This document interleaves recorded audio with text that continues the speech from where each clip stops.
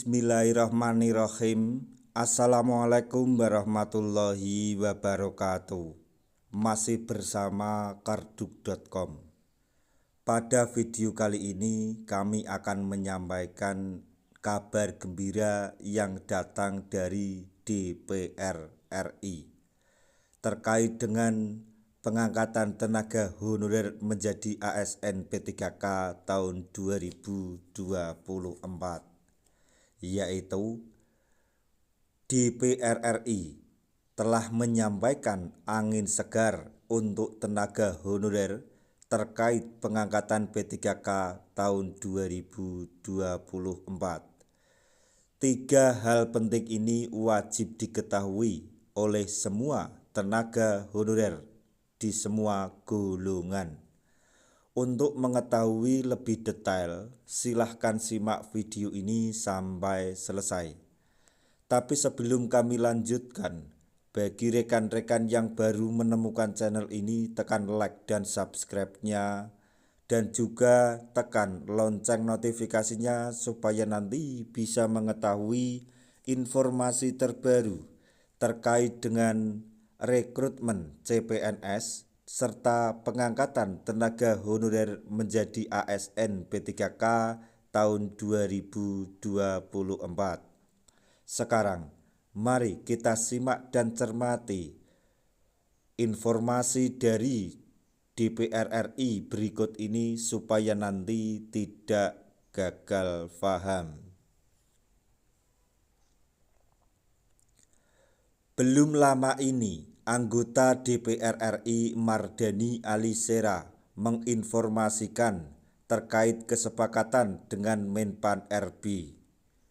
Informasi tersebut terkait dengan pengangkatan honorer menjadi P3K 2024.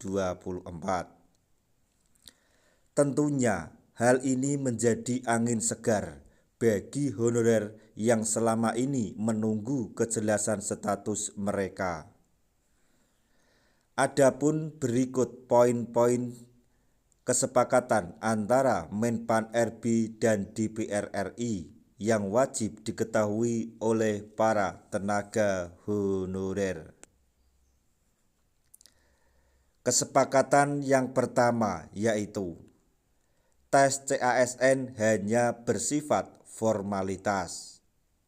Nantinya tes seleksi tersebut sebagai formalitas demi memenuhi persyaratan dalam Undang-Undang Nomor 20 Tahun 2023 tentang ASN. Pada undang-undang tersebut mengatur bahwa seleksi CPNS maupun P3K harus melalui tes administrasi dan kompetensi. Maka mekanisme pengangkatan P3K 2024 dari honorer tetap melalui proses tes meski bersifat atau sifatnya formalitas. Kemudian kesepakatan yang kedua yaitu seluruh tenaga honorer dalam database BKN akan diangkat menjadi P3K. Berdasarkan kesepakatan Komisi 2 DPR RI dan Menpan RB, ada 1,7 juta tenaga honorer yang masuk dalam database BKN. Mereka nantinya akan diangkat menjadi ASN P3K secara bertahap hingga tahun 2026.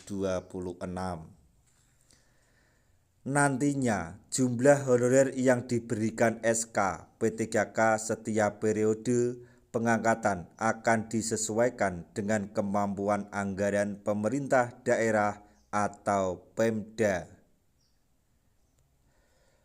Tenaga honorer yang terdata tersebut 1,7 juta tetap harus mendaftar seleksi P3K 2024.